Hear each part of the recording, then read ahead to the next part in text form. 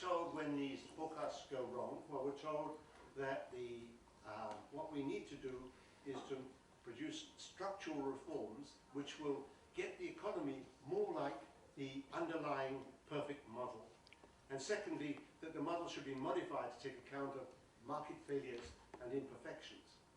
And we come to this point in economics because the premise has always been, if you leave people to their own devices, the system will self-organize into a situation which is satisfactory from a social point of view.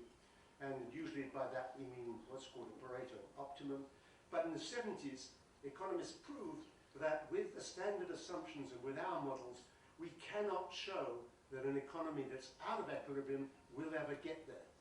And so it's now just become an assumption that we will be in, quote, equilibrium with the nice properties. And that's not based on theory nor on empirical evidence. And we started with Adam Smith's invisible hand, but of course, if you look carefully at what Adam Smith had to say, he did not make the argument that leaving people to their own devices would in fact lead to a satisfactory situation. Hayek, who's actually rather one of my anti-heroes, he pushed the argument and said, well, what we have to talk about is a process which will get us into this nice state, but he never specified what it would be. And in other disciplines, like ecology and so forth, we have moved on from the idea that systems left to themselves somehow self-organize satisfactorily. And Bob May introduced the whole notion of nonlinear interactions in ecological models, which lead whole systems to collapse on their own. You don't need external shocks to nature to unbalance nature. It can periodically go through crises.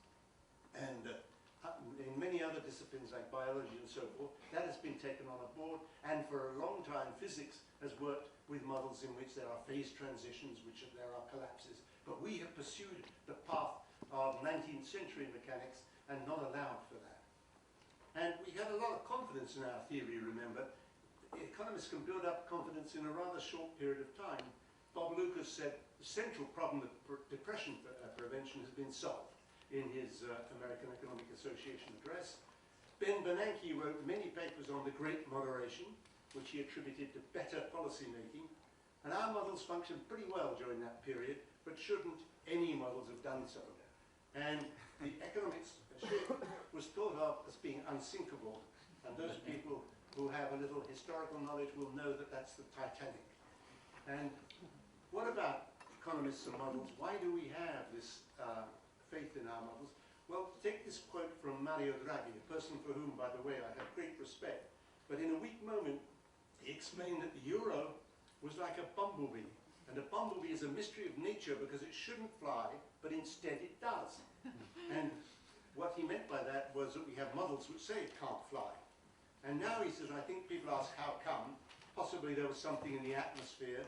Something must have changed. And we know what, after the financial crisis, the bumblebee would have to graduate to be a real bee. And that's what it's doing. Now, I think most of us would say, maybe we should just look at the model which says that the bumblebee can't fly and not try and change the way the bumblebee behaves. And a friend of mine drew this picture of Mario Draghi explaining to the bee that he shouldn't actually keep on flying. And I think what's happened is that we're so wedded to our models that when they don't correspond to empirical reality, we wonder what the problem with the evidence is. And what I would say is that we are faced, in fact, with a complex, adaptive system over which we have very limited control. And it's sometimes not possible to reverse the consequences of well-intentioned but erroneous measures. And the way in which this system self-organizes creates its own dynamics and incentives and its own crises. Crises are an intrinsic feature of our economies, but not of our models. So we can't justify with theory any idea that there's some sort of stable self-organization in there. But that's a relatively recent conclusion in other disciplines and hasn't penetrated into economics. And if you stand, when you've climbed a mountain somewhere, and you stand on the mountain, one of the things you see around you is that all around you, you see mountains. But if you're down in the valley, all you see is green fields and houses and so forth. Same world, different view. And one view of the world is that it's basically a stable world in which periodically we have these nasty shocks. The other view of the world is that we actually move from crisis to crisis. And I think it's a second that is more important, and we should concentrate on that. So I don't want to go on into detail on this. I certainly don't have the time. But we mentioned the ugly word austerity recently. And the argument has always been, if the economy is briefly out of equilibrium, it will rapidly come back to it. And the IMF once said, well, stimulus was stopped and austerity began too early. And the reply was that the growth turned out to be less than it was expected. But it could be the other way around, that because the stimulus was removed, growth was not coming forth. So, crises as rare events. Remember Adam Smith, one of his uses of the invisible hand was to say, well, we have periodic disturbances, but every now and then we have big disturbances which we can put down to the invisible hand of Jupiter. Now, we had this view again, as I would argue, that crises are things which sporadically happen and which just interfere temporarily with the system. Alan Greenspan said in 2010, with notably rare exceptions, the global invisible hand has created relatively stable exchange rates, interest rates, prices, and wage rates. Some nasty person said, with notably rare exceptions, Germany remained largely at peace with its neighbors during the 20th century. And some nastier person said, with notably rare exceptions, Alan Greenspan has been right about everything. Now, crises, therefore, were assimilated to things like the black swan, something very rare. And some people think imaginary, but in fact that's a real one in Adelaide. I took a photo of that. But what about the nature of economic crises? Well, in our models, the only changes that can knock an economy off its equilibrium track are exogenous shocks. And Larry Summers said in 2013, it's a central pillar of both classical models and Keynesian models. It's all about fluctuations. Fluctuations around the given mean, and that what you need to do is to have less volatility. But the fluctuations were attributed to shocks or technological shocks, and we didn't explain precisely what they were, nor what their distribution is. And if you accept the view, as I would suggest, of the economy as a complex system, then what we have to worry about is producing policy measures which should take account of the real and not the positive evolution of the economy. And Larry Summers warned recently that we're in danger of prolonged secular stagnation. With interest rates near or even below zero, policies should not be the same as in what he said, more normal times. But again, I contest the idea that those are normal times. Well, you remember that Jean-Claude Trichet argued that when the crisis set in, that we had to give up many of our standard models. We felt abandoned by conventional tools, he said. In the absence of clear guidance from existing analytical frameworks, policymakers had to place particular reliance on our experience. Judgment and experience inevitably played a key role. But when you think that the economists you're faced with claim to be scientists who are producing scientific models, it's somehow worrying that we just rely in the end on judgment and experience. And in fact, Trichet also said almost the opposite. He said we have to have these austerity measures because they won't produce stagnation. What they do is give confidence to households, firms, and investors. Once people have that confidence, then everything will turn out okay. But unfortunately, that has not been the evidence that we've had in developments in Europe. Intelligence. Have we been able, that's my dad, by the way, he once said, intelligence is the capacity to profit from previous experience, and I would argue that we have not fully profited from our previous experience. And if you want to see that, you should read Barry Eichengreen's Hall of Mirrors, in which he compares the Great Depression with the Great Recession. And I think Lord Adair Turner had a very important remark to make. He said economists were in fact responsible, at least in part, for the crisis. There was a dominant conventional wisdom that markets were always rational and self-equilibrating. And that wisdom was conveyed to policymakers who came to believe that that's the way in which the economic system actually what was the logic? And I apologize for insisting on austerity when we're told that that's not really the thing we should be talking about. But one of the arguments was what you have to do is at all costs to reduce deficits. And one of my complaints, which I once made to Émile Noël, and he explained to me why it happened, but it seems to me very odd that we should be insisting on the efficient markets hypothesis and so forth. And we were told, well, deficits have to come down, otherwise it'll be unsustainable. If interest rates rise, as they surely will do, if the deficit is not reduced. Markets will not be willing to lend to countries in this situation. And France has never borrowed at lower rates than they do now. How can we reconcile this with the efficient markets hypothesis? We're told markets will catch on, but it's supposed to be the other way around. It's the markets who understand and not us. And here we're suggesting we understand, but the markets haven't caught on yet. And I won't go through the examples of these policies, but what we've done in order to reduce deficits is go through a series of measures where we put countries exactly into a situation where their debt will be unsustainable.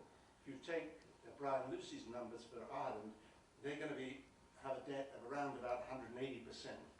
Iceland simply held 2 referendums and then announced that they were not paying.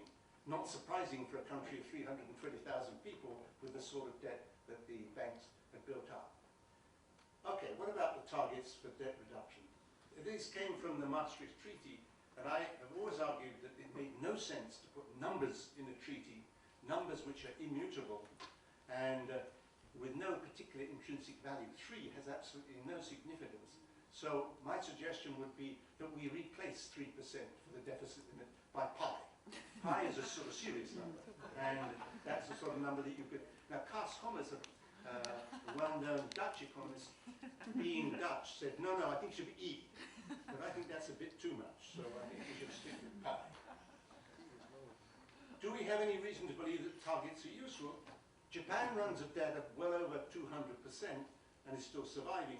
And what we're told is, well, that's acceptable because the majority of the debt is owned by the Japanese themselves.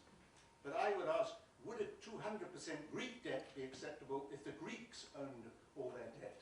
And if so, how would we reconcile that with Maastricht?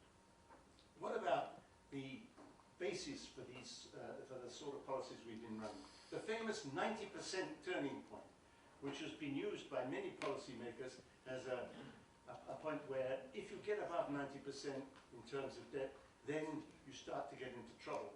And we know, in fact, now that having recalculated and done everything, that in fact this 90% was a pure illusion, and 90% has no specific values.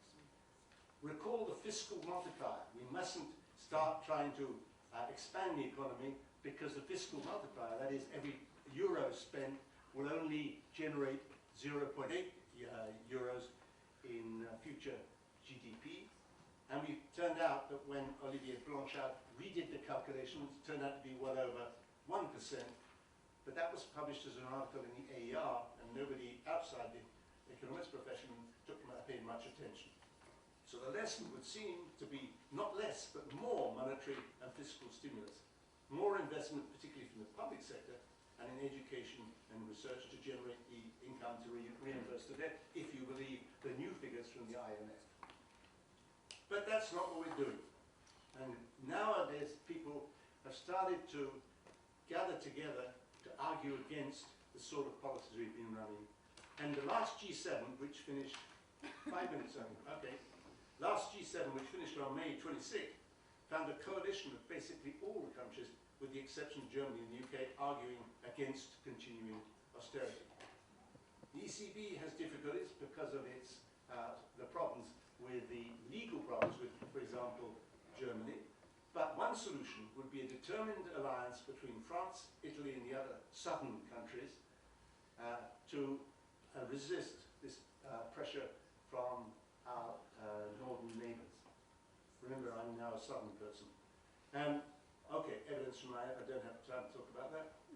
Our forecasts, we often say, recently it was said, oh well, our forecast was not very good because we said that France was going to grow at 1%, and in fact, it's growing at 1.5%, but that's only a 0.5% error. That's a 50% error.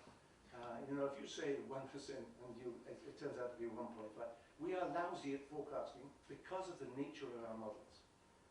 Okay, structural reforms, basically the argument is, well, what we have to do is to make countries more competitive.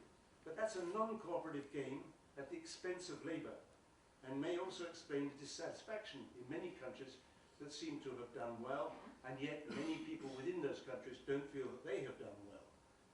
And the most common argument is to say, reduce unit labor costs to be more competitive. But who believes that the relative labor costs of France and Germany are the explanation of the different trade balances between those two countries? What we should really be worried about much more is redistribution. And people have been saying, well, how is it that even in countries which seem to be doing well, there's been this huge dissatisfaction? And the dissatisfaction is precisely due to the fact that the distribution of that growth, of that income, has not been going to those people at the bottom. Whilst productivity has been growing, real wages for the people at the bottom end of the distribution have not been growing. So that was why that book, which somebody mentioned already, excuse me, you mentioned already, Thomas Piketty's book, had such a resonance everywhere. Look at labor costs and you can see what's happened. There's a real unit labor cost that reflects wages. They have not gone up, and indeed in many countries have actually gone down. And that's where the dissatisfaction comes from. And that's why all these people are out there saying things like, get rid of the system, arrest the bankers, and so forth. If only those people knew. Let me make one more point, which is that people have been told now over a long time that inequality is getting worse and it's really bad. And so Dan Ariely had the good idea of asking 5,000 people in the United States what they thought the situation was in terms of inequality, in terms of wealth inequality. And this is what people said.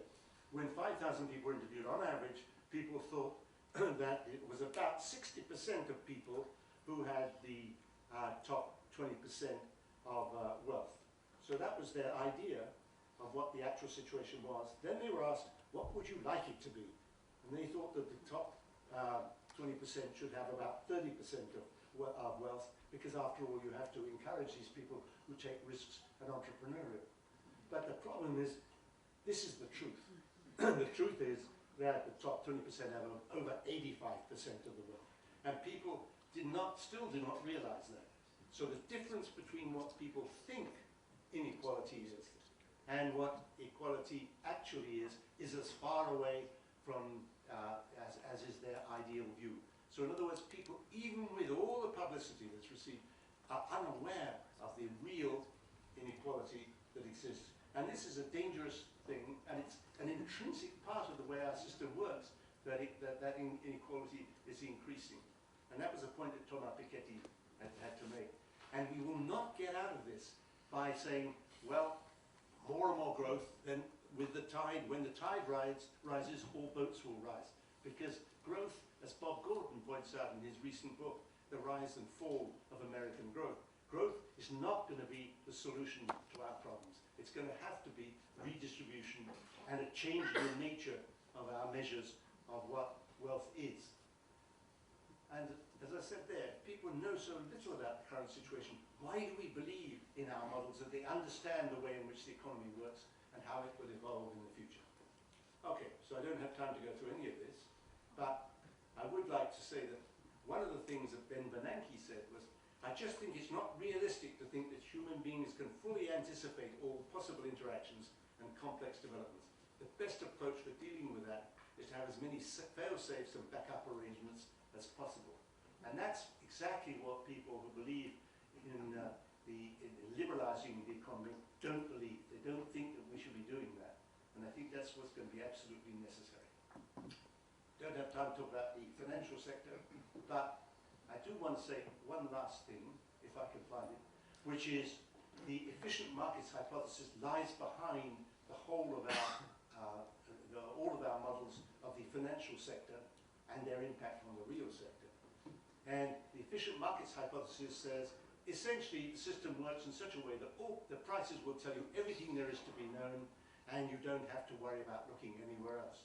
And Poincaré, who was the referee of the original paper on that, said, you know, that's just not the way the world works.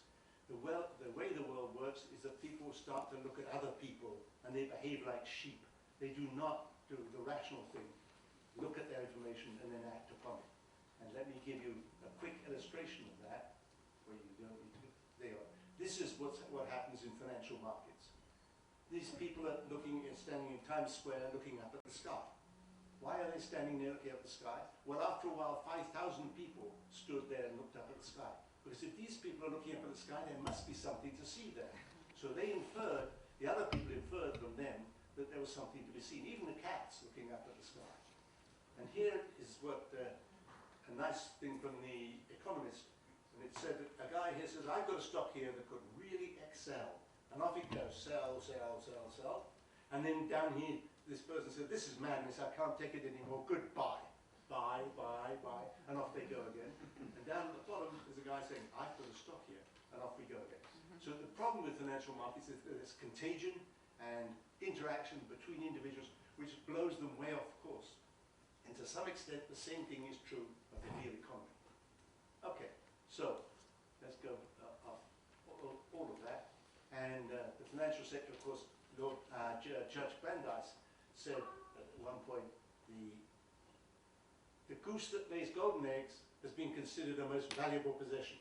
But even more profitable is the privilege of taking the golden eggs laid by somebody else's goose. And the investment bankers and their associates now enjoy that privilege.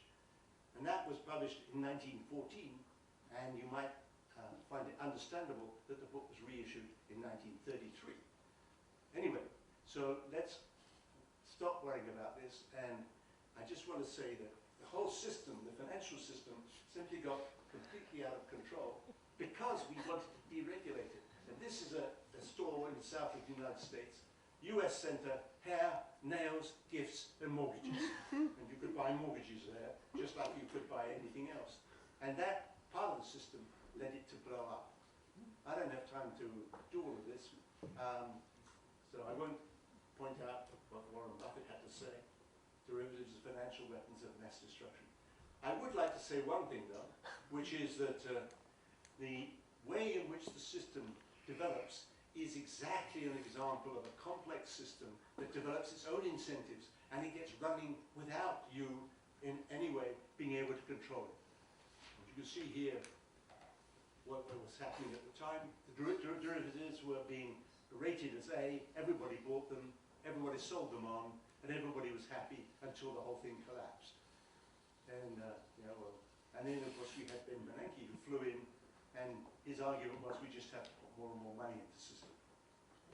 Okay, so I will give these slides to anybody who wants them, but all I would argue is that our system develops incentives constantly, which lead people to try and get round the rules, and it isn't just restricted to the financial sector. It's all over. So that was it, markets incentives. And I don't have time to explain to you why our incentive system doesn't really work properly. I will not give you as a last example, the example of cobras in India. When the Brits arrived, they said cobras are very dangerous animals, particularly for kids. And so we want, if you bring in a cobra, we'll give you a reward for bringing in a dead cobra. So what did the Indians do? Well, they bred cobras. And then they killed them off and brought them to the Brits. So the Brits said, well, that was a lousy idea. So they said, we're going to stop paying you for cobras. At that point, all the Indians who bred them released them. And there were far more cobras around than there were before. And that's the sort of problem you get with incentives. Our whole system is based on incentives. And we always talk about incentives as being a good thing, but they can be very perverse. And, well, there are all the perverse things that people do in order to get out of the rules. The incentives are there for them to get around the rules, and they calculate what it costs to do so. Okay, so, by the way, just previously I had the nice picture of the Titanic. There was a period in our career, in our lives, when people actually had markets based on trust, and when they seemed to work quite well. That is the insurance contract, total insurance contract, hull insurance contract for the Titanic. There it is. And has written in, well, this actually includes the voyage from Southampton to Belfast. And that's it. That's the contract. No more clauses than that. And it was honoured in 48 hours. And here are the guys, they just signed up, put their names, the amount they were prepared to insure, and that was it. And that's how the system used to work. And it's somehow sort of unhappy that we can't be in that sort of system anymore. Okay, I don't have time to give you Bob Schiller's nice remarks. I'm going to finish with a remark from Mervyn King, former governor of the Bank of England. And what he said, the message, again mentioning Hayek, who I happen to hate, but from Hayek, is that we should avoid the hubris of thinking that we understand how the economy works, just as we should avoid the hubris of thinking that leaving markets to their own devices will lead to nirvana. And I think that's exactly our problem, that we have built models in which we model a world in which it would lead to nirvana, and that's exactly what it's not doing.